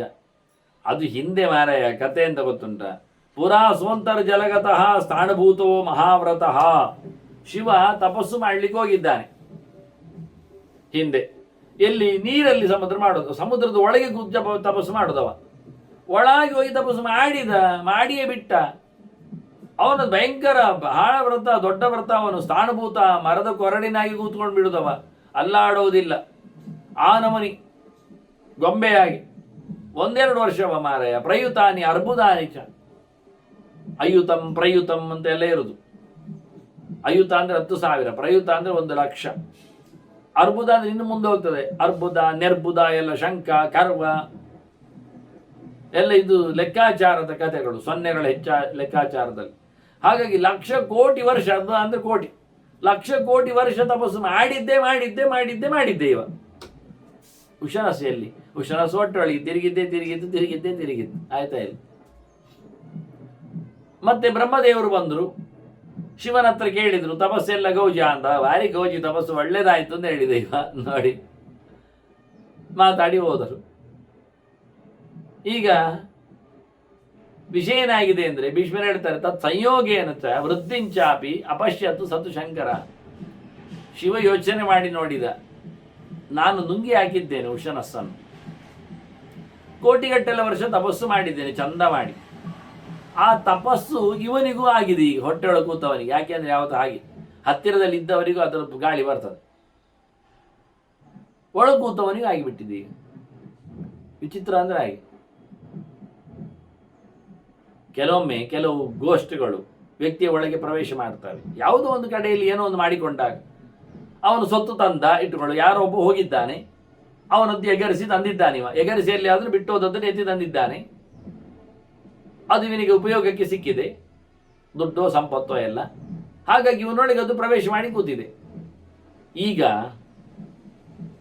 ಇವ ಅದರ ಬಾಧೆ ನಿವೃತ್ತಿಗೆ ಭಗವಂತನ 1000 ರೂಪಗಳ ಚಿಂತನೆ ಮಾಡಿದರೆ, ವಿಷ್ಣು ಸಹಸ್ರನಾಮ ಸ್ತೋತ್ರವನ್ನು ಹೇಳಲಿಕ್ಕೆ ಶುರು ಮಾಡಿದರೆ, ಆ ಹೇಳಿದ್ದರ ಪುಣ್ಯ ಒಳಗೆ ಕೂತ ಪ್ರಾಣಿಗೂ ಬರ್ತದೆ, ಆ ಭೂತಕ್ಕೂ ಬರ್ತದೆ. ಅದು ಅದನ್ನು ಕೇಳ್ತಾ ಇರ್ತದೆ, ಅದನ್ನು ಹೇಳಲಿಕ್ಕೆ ಇಷ್ಟಪಡ್ತಾ ಇರ್ತದೆ. ಹೀಗಾಗಿ ಅದಕ್ಕೆ ಮೋಕ್ಷ ಆಗ್ತದೆ, ಬಿಡುಗಡೆ ಆಗ್ತದೆ. ಆದ್ದರಿಂದ ಪ್ರಧಾನವಾಗಿ ಪ್ರೇತ ಬಾಧೆಗಳಿಗೆಲ್ಲ ಭಗವಂತನ ರೂಪನಾಮಗಳನ್ನೆಲ್ಲ ಚಿಂತನೆ ಮಾಡಲಿಕ್ಕೆ ಹೇಳುವುದು. ಯಾಕೆಂದರೆ ಒಳಗೆ ಕೂತ ಆ ರೂಪಗಳು, ಭಗವಂತನ ರೂಪ ವಿಶೇಷಗಳು ಅದನ್ನು ಮಾತಾಡಿಸ್ತವೆ. ಸನ್ನಿಧಾನದಲ್ಲಿ ಆ ಪಥ್ಯದಲ್ಲಿ ಇರ್ಲಿಕ್ಕೆ ಹೋಗಿ ಅದು ಹೋಗ್ತದೆ. ಹಾಗಾಗಿ ಶಿವ ನೀರೊಳಗೆ ಕೂತು ಕೋಟಿಗಟ್ಟಲೆ ವರ್ಷ ತಪಸ್ಸು ಮಾಡಿದಾಗ ಈ ಋಷಿ ಒಳಗೆ ಕೂತು ಮತ್ತೆಂತ ಮಾಡೋದು? ತಿರುಗ್ತಾ ಇದ್ರು, ಮತ್ತಿಷ್ಟೇ, ಮತ್ತೆಂಥದ್ದಿಲ್ಲ. ನೋಡಿ ಗಮ್ಮತ್ತು, ಸಾಯಲಿಲ್ಲ, ಅವನನ್ನು ಕರಗಿಸಿ ಹಾಕಲಿಲ್ಲ ಶಿವ ಹೊಟ್ಟೆಯೊಳಗೆ. ವಿಚಿತ್ರ ಅಂದ್ರೆ ಹಾಗೆ ಆಗಿಬಿಟ್ಟಿದೆ, ಒಳಗೆ ಕೂತು ಬಿಟ್ಟಿದ್ದಾನೆ. ಜೀವ ದೇಹ ಸೇರಿ ಅಲ್ಲ. ಅದು ಉಂಟಲ್ಲ ನಮ್ಮ ಹೊಟ್ಟೆಯೊಳಗೆ, ನಾವು ತಿನ್ನುವುದು ಮುರಿದು ಚಪಾತಿಯೋ ಇಡ್ಲಿಯೋ ಇನ್ನೊಂದೋ ಮತ್ತೊಂದೋ ದೋಸೆ ಎಲ್ಲ ಅಲ್ವಾ. ಚೆನ್ನಾಗಿ ಅದನ್ನು ಭಾರಿ ನೋಡಿಕೊಂಡೆಲ್ಲ ಇಡ್ತೇವೆ, ಎಲ್ಲ ಹ್ಯಾಂಡ್ ಫ್ರೀ ಮತ್ತೊಂದೆಲ್ಲ ಹೇಳಿಕೊಂಡು ತಂದಿರ್ತೇವೆ. ಮತ್ತು ಒಳಗೋದ ನಂತರ ಕ್ರಿಮಿಕೀಟಗಳು ಉತ್ಪತ್ತಿ ಆಗುವುದಿಲ್ಲ ಒಳಗೆ ಮಲದಲ್ಲಿ. ಕೆಲವು ಮಲದಲ್ಲಿ ಹೊರಗೆ ಬರ್ತವೆ, ಕೆಲವು ಮೂತ್ರದಲ್ಲಿ ಹೊರಗೆ ಹೋಗ್ತಾವೆ. ಇನ್ನು ಕೆಲವು ಹೊಟ್ಟೆಯೊಳಗೆ ಇರ್ತಾವೆ, ಕೆಲವು ದೊಡ್ಡ ದೊಡ್ಡದಾಗ್ತದೆ, ಸ್ಕ್ಯಾನ್ ಮಾಡಿ ನೋಡಿದರೆ ದೊಡ್ಡ ದೊಡ್ಡದೆಲ್ಲ ಇರ್ತದೆ. ಹಾಗಾಗಿ ದೇಹ ಸಮೇತ ಜೀವಗಳು ರಾಶಿಗಳು ಹೊಟ್ಟೆಯೊಳಗೆ ಇರ್ತವೆ, ಎಲ್ಲ ಖಾಲಿ ಆಗಬೇಕು ಕರಗಿ ಹೋಗ್ಬೇಕು ಅಂತೇನೆ ಇಲ್ಲ. ಹಾಗೆ ಇವನು ಇಡೀ ಆಗೇ ಇದ್ದಾನೆ, ಚೇಂಜ್ ಆಗಲಿಲ್ಲ. ಇವ ಜಪ ಮಾಡಿದ್ದಕ್ಕೆ ತಪಸ್ಸು ಮಾಡಿದ್ದಕ್ಕೆ ಅವನಿಗೂ ಪವರ್ ಬಂದಿದೆ ಈಗ, ಇಷ್ಟೇ. ಇದನ್ನು ನೋಡಿಕೊಂಡ ಶಿವ, ಓ ಈಗ ಒಳಗಿದ್ದವಗೂ ಸಹ ಶಕ್ತಿ ಜಾಸ್ತಿ ಬಂದಲಿಕ್ಕೆ ಶುರುವಾಗಿದೆ. ಇದೊಂದು ವಿಷಯ ಉಂಟಲ್ಲ, ಕೀಟೋಪಿ ಸುಮನಸ್ಸಂಗಾತ್ ಆರೋಹತಿ ಸತಾಂಶಿರಹ ಅಂತ. ಹೂವನ್ನು ಕಟ್ಟಿ ಮಾಲೆ ಹಾಕಿ ದೇವರಿಗೆ ಮುಡಿದು ಬಿಡುತ್ತೇವೆ, ಚಂದ ಮಾಡ್ತೇವೆ. ಆ ಹೂವಿನೊಟ್ಟಿಗೆ ಹುಳವು ಹೋಗಿರ್ತದೆ, ನಾವು ಎಷ್ಟು ನೋಡಿದ್ರು ಗೊತ್ತಾಗೋದಿಲ್ಲ, ಸಣ್ಣದಿರ್ತದೆ ಬಸವನ ಹುಳ ಎಲ್ಲ, ಅದಲ್ಲಿ ಮೆಲ್ಲ ತಿರುಗಲಿ ಶುರು ಮಾಡ್ತದೆ, ಹೊರಗೆ ಬರ್ತದೆ. ಈಗೇನಾಯ್ತು, ದೇವರ ಮೈ ಮೇಲೆ ಹೋಗಿ ಕೂತ್ಕೊಳ್ಳುವ ಭಾಗ್ಯ, ದೇವರ ಪಾದವನ್ನು ಮುಟ್ಟುವ, ಅದು ಪ್ರದಕ್ಷಿಣೆ ಬರ್ತದೆ ಅಲ್ಲಿ ದೇವರ ವಿಗ್ರಹಕ್ಕೆ, ಕೂತಲ್ಲಿ ಗುಡಿಯಲ್ಲಿ ಸುತ್ತುವಲ್ಲಿ ಶುರುವಾಗ್ತದೆ. ಅದಕ್ಕೆ ಪುಣ್ಯ ಬರಲಿಲ್ವಾ? ಹೂವಿನ ಜೊತೆಯಲ್ಲಿ ಹೋದ ಹುಳಕ್ಕೆ ದೇವರನ್ನು ಮುಟ್ಟುವ, ಆ ಪ್ರತಿಮೆಯಲ್ಲಿ ಸನ್ನಿಧಾನ ಇರಲಿಕ್ಕೆ ಹೋಗಿ ಅದಕ್ಕೆ ಪ್ರದಕ್ಷಿಣೆ ಬರುವ, ಹತ್ತಿರದಲ್ಲಿ ದೇವರಿಗೆ ಸೌಭಾಗ್ಯ ಸಂತೋಷ ಅದಕ್ಕೆ ಆಗಿಬಿಡ್ತದೆ, ಸಿಕ್ಕಿಬಿಡ್ತದೆ. ಹಾಗಾಯಿತು, ಶಿವನ ಹೊಟ್ಟೊಳಗೆ ಹೋಗಿ ಅವ ಕೋಟಿಗಟ್ಟಲೆ ವರ್ಷಕ್ಕೆ ತಪಸ್ಸು ಮಾಡುವಾಗ ಇವನು ಒಳಗೆ ಕೂತ್ಕೊಂಡು ಮತ್ತೆಂತ ಮಾಡೋದು, ಬೇಡ ಅಂತಾದರೂ ಏನೋ ಒಂದು ಹೇಳ್ತಾ ಇರಬೇಕು ಅವ ಶಿವ ಶಿವ ಅಂತ ಮತ್ತೆಂತ. ಹೀಗಾಗಿ ಅವನಿಗೆ ಶಕ್ತಿ ಬದಲಿಕ್ಕೆ ಶುರುವಾಗಿದೆ, ಶಕ್ತಿ ಬರಲಿಕ್ಕೆ ಆಗಿಬಿಟ್ಟಿದೆ ಅಂತ ಶಿವನಿಗೆ ಗೊತ್ತಾಯಿತು. ಗೊತ್ತಾದ ನಂತರ ಯೋಚನೆ ಮಾಡ್ತಾನಿವ, ಸತೇನಾಢ್ಯ ಮಹಾಯೋಗಿ ತಪಸಾ ಚ ಧನೇನ ಚ. ಒಳಗೆ ಕೂತವನಿಗೆ, ಶುಕ್ರಾಚಾರ್ಯನಿಗೆ ಅನೇಕ ಕಾಲದ ತಪಸ್ಸಿನಿಂದ ಯೋಗ ಶಕ್ತಿಯು ಬೆಳೆಯಿತು, ಸಂಪತ್ತು ವೃದ್ಧಿ ಆಯಿತು ಅವನದ ಲೆಕ್ಕಾಚಾರದಲ್ಲಿ. ಆಗ ತತಃ ಪಿನಾಕಿ ಯೋಗಾತ್ಮ ಧ್ಯಾನ ಯೋಗಂ ಸಮಾವಿಶತ್. ಮತ್ತೆ ಸ್ವಲ್ಪ ಸಮಯದ ನಂತರ ಶಿವನು ಸುಮ್ಮನಾದ, ಧ್ಯಾನಕ್ಕೆ ಹೋಗಿಬಿಟ್ಟ ಶಿವ, ಎಚ್ಚರ ತಪ್ಪಿಬಿಟ್ಟ, ದೇವರನ್ನು ಚಿಂತನೆ ಮಾಡಲಿಕ್ಕೆ ಕೂತ. ಇವಳಿಗೆ ಮತ್ತೆ ಆಗಿ ಕೂತು ಬಿಟ್ಟಿದ್ದಾನೆ ಇವ ಸಹ. ಕೊನೆಗೆ ಮೆಲ್ಲಕ್ಕೆ ಇವ ಪ್ರಾರ್ಥನೆ ಮಾಡಲಿಕ್ಕೆ ಶುರು ಮಾಡಿ, ದುಷ್ಟಾವಚ ಮಹಾಯೋಗಿ ದೇವಂ ತತ್ರಸ್ಥಮೇ ವಚ. ಹೊಟ್ಟೆಯಲ್ಲಿದ್ದುಕೊಂಡೇ ಶಿವ ಶಿವ ಅಂತ ಕರೀಲಿಕ್ಕೆ ಶುರು ಮಾಡಿದ್ದಾನೆ, ಗಟ್ಟಿಯಾಗಿ ಪ್ರಾರ್ಥನೆ ಮಾಡಲಿಕ್ಕೆ ಶುರು ಮಾಡಿದ್ದಾನೆ, ಸ್ತೋತ್ರ ಮಾಡ್ತಾ ಇದ್ದಾನೆ. ಯಾಕೆ ಕೇಳಿದರೆ, ನಿಸ್ಸಾರಂಕಾಂಕ್ಷಮಾಣ ಸಹ, ಹೊರಗೆ ಹೋಗಬೇಕು ಅಂತ, ನಿರ್ಗಮನ ತನ್ನದಾಗಬೇಕು ಅಂತ ಇಷ್ಟದಿಂದ ಹೊರಗೆ ಹಾರಲಿಕ್ಕೆ, ಹೊರಗೆ ಬರಲಿಕ್ಕೆ ಶಿವನನ್ನು ಪ್ರಾರ್ಥನೆ ಮಾಡ್ತಾ ಇದ್ದಾನೆ. ಶಿವ ಹೋಗ್ಲಿಕ್ಕೆ ಬಿಡ್ತಾ ಇಲ್ಲ. ತೇನಸ್ಮ ಪ್ರತ್ಯಾನ್ಯತೆ, ಅವನು ಬಾಯಿಯಿಂದ ಬರ್ತೇನೆ ಅಂದರೆ ಬಾಯಿ ಮುಚ್ಚಿಬಿಟ್ಟಿದ್ದಾನೆ ಇವ. ಕಿವಿಯಿಂದ ಬರಲಿಕ್ಕೆ ಕಿವಿಯಲ್ಲಿ ಹೋಗ್ಲಿಕ್ಕೆ ಬಿಡ್ತಾ ಇಲ್ಲ, ಮೂಗಿನಿಂದ ಹೊರಗೆ ಹಾಕ್ಲಿಕ್ಕೆ ಗಾಳಿಯನ್ನು ಬಂದ್ ಮಾಡಿದ್ದಾನೆ, ಕಣ್ಣು ಮುಚ್ಚಿಬಿಟ್ಟಿದ್ದಾನೆ. ಅದಕ್ಕೆ ತಪಸ್ಸು ಮಾಡಿದ್ದವ ಕೋಟಿಗಟ್ಟಲೆ ವರ್ಷ, ಕಣ್ಣು ಮುಚ್ಚಿಬಿಟ್ಟಿದ್ದಾನೆ. ತಪಸ್ಸು ಮಾಡ್ಲಿಕ್ಕೆ ಹೋದಾಗ ಮಲಮೂತ್ರಗಳ ವಿಸರ್ಜನೆ ಇಲ್ಲ, ಬಂದ್. ಹೀಗಾಗಿ ಇವನಿಗೆ ಬರಲಿಕ್ಕಿಲ್ಲ. ಬಾರದ್ದು ನೋಡಿ ಅಯ್ಯೋ ಹೊರಗೆ ಬರಲಿಕ್ಕೆ ಉಪಯೋಗ ಆಗ್ತಾ ಇದ್ದಾನೆ, ಇವ ಎಲ್ಲ ಕಡೆ ಬ್ಲಾಕ್ ಮಾಡಿಬಿಟ್ಟಿದ್ದಾನೆ. ಮತ್ತೆ ದಮ್ಮಯ್ಯ ಹಾಕಿದ, ಪ್ರಸಾದಂ ಕುರುಮೇ ಪ್ರಸಾದಮ್ಮೆ ಕುರುಶ್ವೇತಿ ಪುನಃ ಪುನಃ ಅರಿಂದಮ. ದಮ್ಮಯ್ಯ ಆಗ್ತಾ ಇದ್ದಾನೆ, ಸ್ವಾಮಿ ದೇವರೇ ಹೇಗಾದ್ರೂ ಮಾಡಿ ನನಗೆ ಇಲ್ಲಿಂದ ಬಿಡುಗಡೆ ಕೊಡಿ, ನನ್ನ ಅನುಗ್ರಹ ಮಾಡಿ ಅಂತ ಕೇಳ್ತಾನೆ. ಶಿವ ಹೇಳ್ತಾನಾಗ, ಆಯ್ತು ಮಾರಾಯ, ಗಚ್ಚ ಶಿಷ್ಣೇನ ಮೋಕ್ಷಣಂ, ನೀನು ಮೂತ್ರದ್ವಾರದಲ್ಲಿ ಬಂದು ಬಿಡು, ಹೋಗು ಅಂದ. ಹೊರಗೋಗು, ತಿನ್ನದ್ದು ಯಾವಾಗಲೂ ಕರೆಗೆ ಹೋಗ್ಲಿಕ್ಕೆ ಕೊಟ್ಟ. ಅದು ಮಲದಲ್ಲಿಯೂ ಬರುವುದಿಲ್ಲ ಅಂತಲ್ಲ, ಬರ್ತದೆ ಕ್ರಿಮಿಕೀಟಗಳು.